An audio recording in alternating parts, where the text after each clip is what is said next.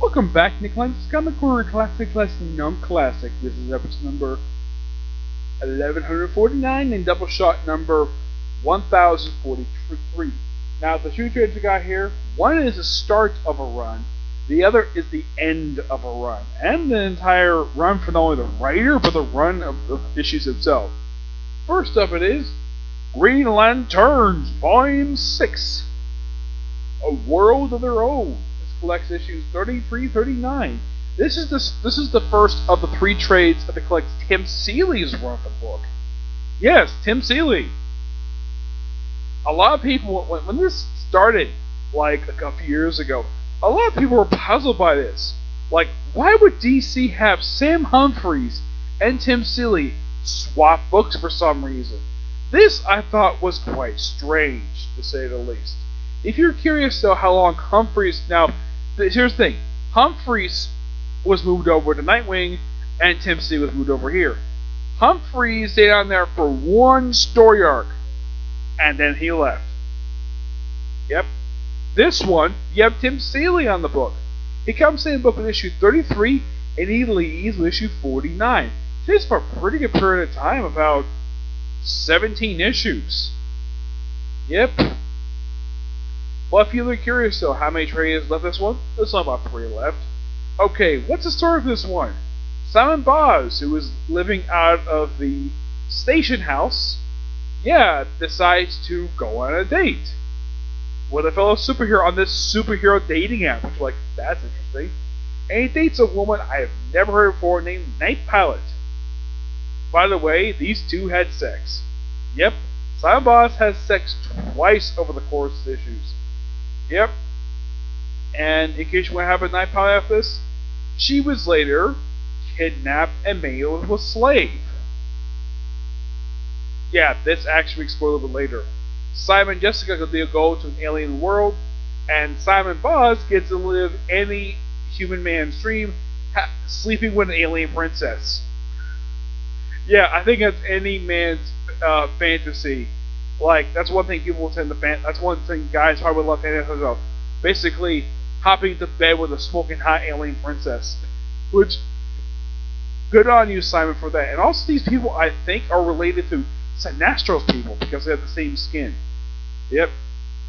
And deal with the dictators. It's mostly like dealing with, let's just say, a typical week for Jessica and Simon. Jessica Cruz doesn't get a lot to do in this issue. Mostly all Simon Boz doing the work. Yep. Yeah. And despite that Tim Seeley is the writer of this, there's 4 different artists in this book. Yes, 4 artists. You have Rena Kalik, Carlo Ferrari, Eduardo Parischi, and Duran Peroi. The cover art here is done by Brandon Peterson. Yeah. Matt Cerati was also the artist for Super Sons. I met the guy. Really nice person. For the start of Tim Seeley's run for this book, it's pretty good, but that's a little better after. It's mostly kind of like set for a run, a very brief plot story involving a dating app. Yeah, and Simon doesn't wonder what happened to his date. Yeah. But this overall was actually pretty good. Give this book roughly a 9 out of 10.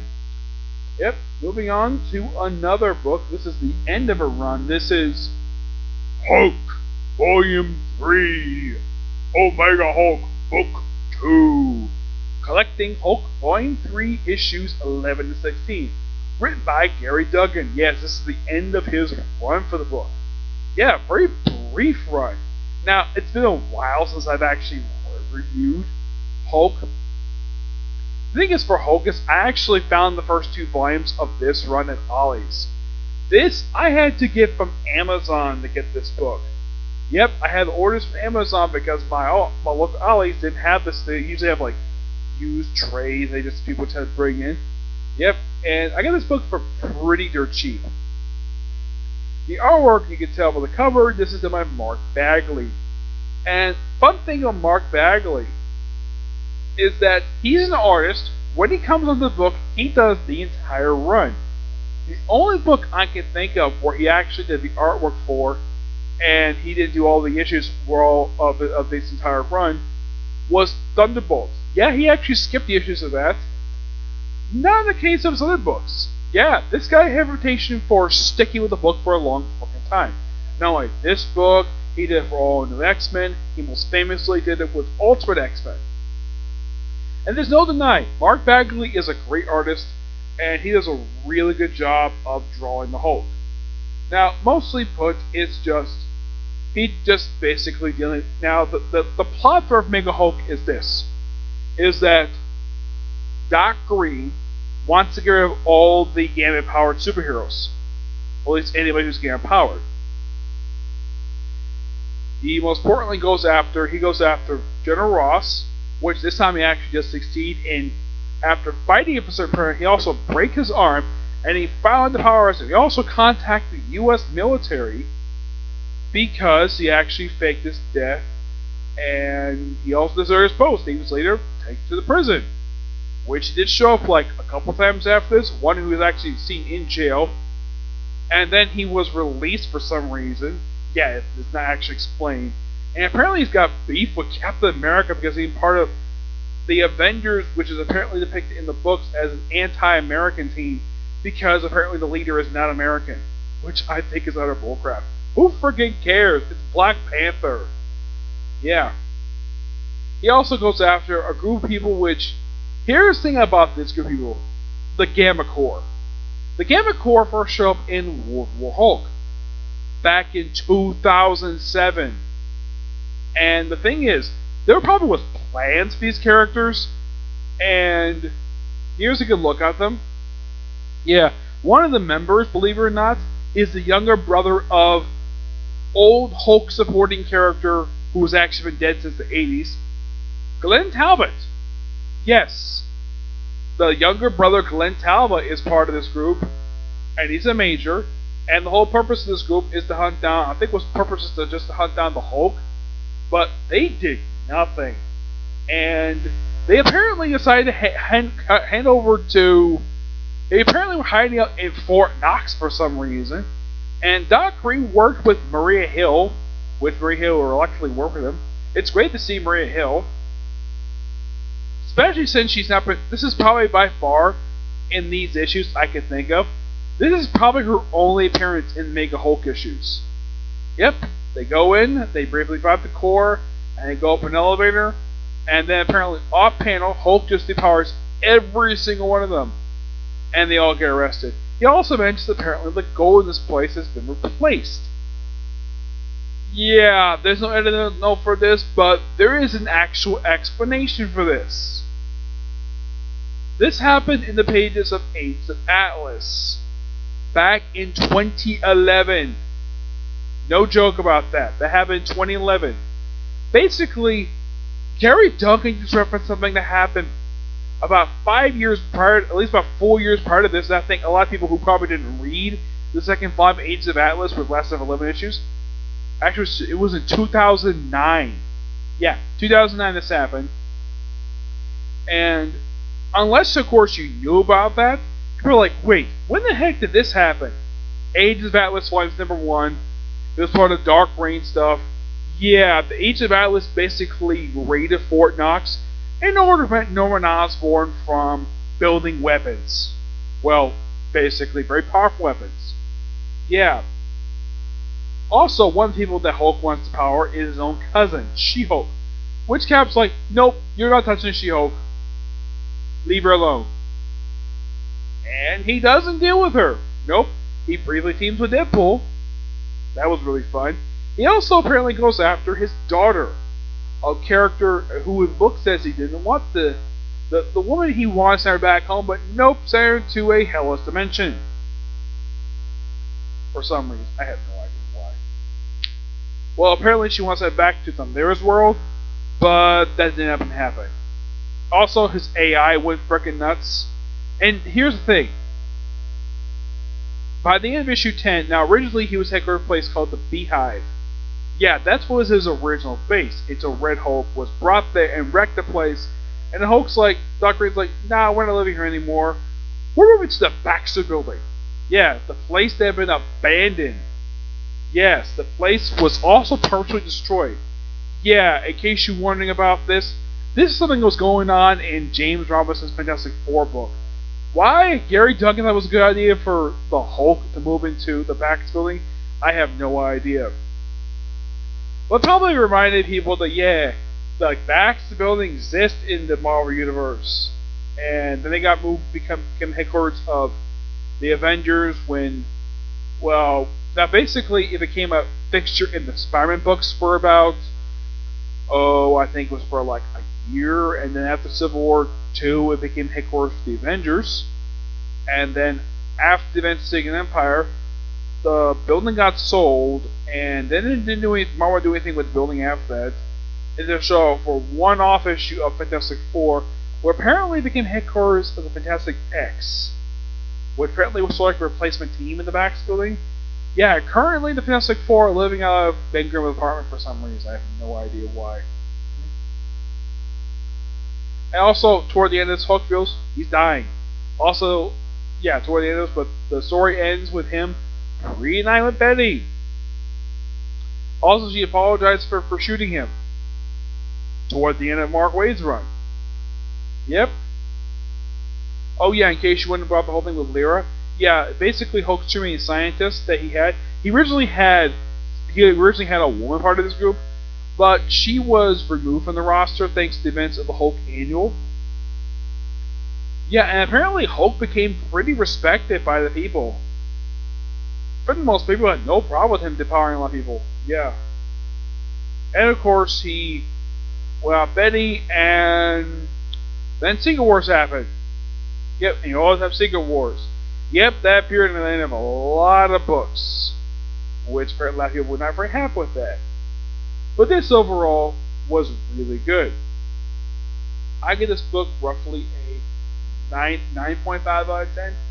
Damn good book and great way to wrap up Gerry Duggan's very brief run for the book. Final thoughts. Omega Hulk was a great idea, and as far as I can tell, here's the interesting about this. The only thing that's kind of been undone was basically Ross being in jail. That's the only thing that's been undone. Everything else mostly is stayed intact, and this wrapped up roughly 5 years ago. Yeah, the only thing that has disappeared is Doc Green. Doc Green himself did pop up in a couple books outside of this. He popped up in New Avengers, and he also popped up in Nova. Yes, he popped up in Nova. Because Gerry Duggan was aware of the book at the point. So, why not? Yeah, the purpose of that was to fix Nova's helmet. That was the whole purpose of that. And that was it. That's the strange thing when it comes to Doc Green. Yeah, I think that Gerry Duggan really kept it contained. He didn't have all over the place. So it was one of those rarities. We have a pretty good idea where we can place him. And this was a really damn good book under Gerry Duggan. And after Secret Wars, Greg Pak came back and basically made Amadeus Cho the Hulk. Yep. Oh yeah, in case you're wondering, does Pak actually explain what the heck happened to Bruce Banner after this? Yes. Yes, he does. He does explain what happened to Bruce Banner after this. Which, thank you, Pak, for doing that. Until he got killed off in Civil War II. And then they came back briefly the following year during Second Empire in very stupid fashion. He was more properly brought back in No Surrender, which later gave Marvel the green light to give Bruce Banner as the Hulk his own ongoing series again as the Immortal Hulk.